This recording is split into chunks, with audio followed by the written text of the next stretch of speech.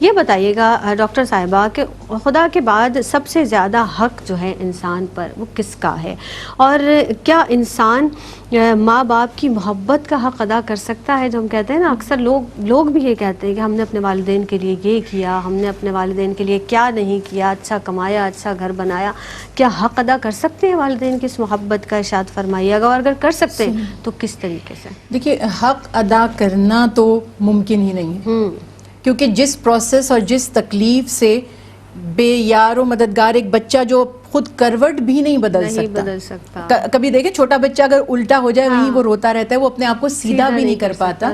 تو اللہ سبحانہ تعالیٰ نے یہ اتنا خوبصورت ماں باپ کا رشتہ بنایا، اور اس کے لیے کچھ حقائق ہیں جو میں اس پروگرام کے توسط سے بات کرنا چاہوں گی. اور جیسا آپ نے بیان کیا کہ دیکھیے، ضروری نہیں ہے کہ آپ دریا میں ڈوب کر ہی اس کی گہرائی کا اندازہ لگائیں. بعض دفعہ دوسروں کے تجربے سے بھی فائدہ اٹھایا جا سکتا ہے، اور عقل مند شخص وہ ہے جو دوسروں کے تجربات کا مشاہدہ کر کے خود نقصان سے بچ جائے. اب جن کے والدین دنیا میں نہیں رہے، وہ تو اللہ سبحانہ تعالیٰ سے ان کی مغفرت کی دعا کر سکتے ہیں، اور اگر ان کے حقوق کی کچھ مطلب کوتاہی ہوئی ہے تو اللہ سے معافی مانگ سکتے ہیں. لیکن جن کے والدین حیات ہیں وہ اس بات کو جان لیں اور سمجھ لیں کہ اللہ سبحانہ تعالیٰ بندوں کے حقوق کے معاملے میں یہ وضاحت فرما رہے ہیں کہ میں نماز، روزہ یا حقوق اللہ کی کوتاہیوں کو جس کے لیے چاہوں گا بخش دوں گا، لیکن حقوق العباد کی کوتاہی کو معاف نہیں کیا جائے گا. آپ صلی اللہ علیہ وسلم نے فرمایا کہ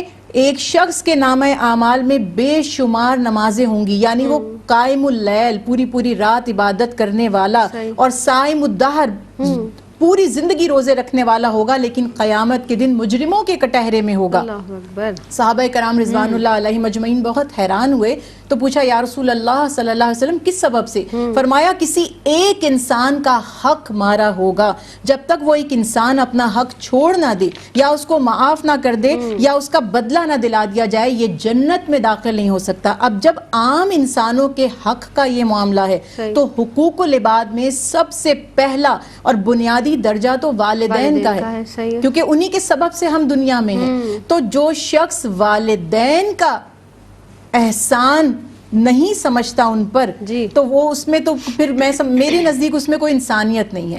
اور ایک شخص رسول اللہ صلی اللہ علیہ وسلم کی خدمت میں حاضر ہوتا ہے، اور وہ ظاہر والدین کے حقوق سننے کے بعد آپ صلی اللہ علیہ وسلم سے عرض کرتے ہیں کہ یا رسول اللہ صلی اللہ علیہ وسلم، میں نے اپنی والدہ کو اپنے کاندھوں پر بٹھا کر پیدل سفر کیا اور طواف کروایا، پورے حج کے مناسک ادا کروائے.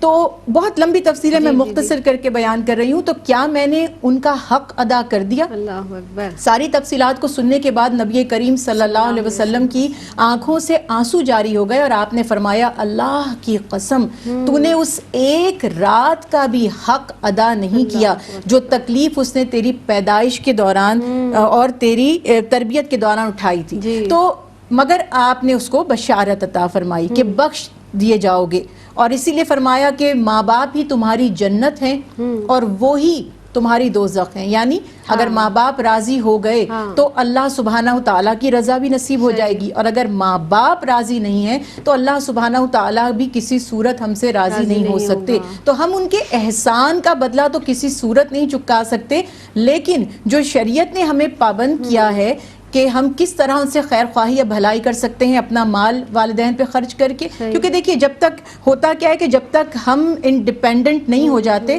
تب تک تو والدین کو بھی ہماری اتنی ضرورت نہیں ہوتی، وہ تو ہمارے لیے ہی کر رہے ہوتے ہیں. جب وہ بڑھاپے کی طرف جانے لگتے ہیں اور اولاد جوان ہو جاتی ہے، اس قابل ہو جاتی ہے کہ ان کے لیے کچھ کرے، تو ان سے گفتگو میں ادب ان کا کرنا، ان سے نرمی سے گفتگو کرنا. ٹھیک ہے، ظاہر اب والدین بوڑھے ہو رہے ہیں تو کچھ یادداشت میں بھی مسئلے ہو جاتے ہیں، بات کو سمجھنے میں بھی. پھر ایک جو کہنا چاہیے کہ جنریشن گیپ ہوتا ہے تو چیزوں میں کچھ تو اللہ کے حبیب فرما رہے ہیں، اور خود قرآن پاک میں بھی اللہ سبحانہ وتعالیٰ فرما رہے ہیں کہ ان سے اف تک بھی نہ کہو. اب میں ایک چھوٹی سی بات آپ کو بتاتی ہوں. اف کہنا، یہ اف جو ہے نا، یہ ہماری جیسچر ہے، یعنی اسے باڈی لینگویج ہوتی ہے نا، اس طرح جو کسی بھی ناگواری یا کسی بھی بوجھ کی صورت میں ہمارے منہ سے اف، یہ بے ادبی نہیں ہے، یہ گستاخی نہیں ہے، لیکن والدین کے لیے اس پر بھی پابندی لگا دی گئی کہ اف بھی نہ کہو.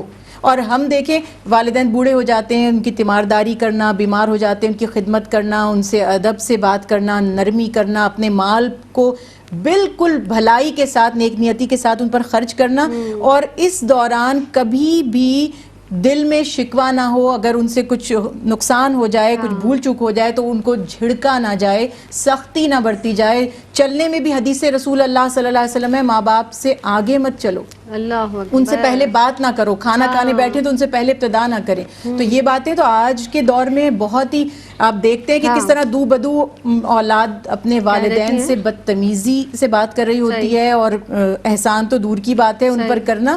وہ تو سب سے زیادہ مخلوق میں ہم یہ دیکھتے ہیں کہ ہم اپنے باس سے بدتمیزی سے بات نہیں کر سکتے، ہمیں ڈر ہے جاب نہ چلی جائے. اور لوگوں سے ہم پریٹینڈ کرتے ہیں ہم بہت خوش اخلاق ہیں، بہت ہی زیادہ اچھی گفتگو کرنے والے، لیکن والدین سے بات کرنے کا انداز بالکل الگ ہوتا ہے. تو یہ سب چیزوں کا ایک جملہ خیال تو رکھنا. ہم اکثر ہی اولادوں سے سنتے آئے ہیں کہ بھائی آپ کو کیا پتا، آپ کے دور کی بات نہیں، آپ تو پرانے دور کی ہیں. اب ہر دور میں یہ اولاد یہ سمجھتی ہے، اور یہ جملہ ضرور سننے کو ملتا ہے والدین کو. لیکن خدارا ان تمام باتوں سے آپ اپنی زبان کی حفاظت کریں، کیونکہ یہ جملے آپ کے لیے بہت زیادہ نقصان دہ ثابت ہو سکتے ہیں، دنیا میں بھی اور آخرت میں بھی.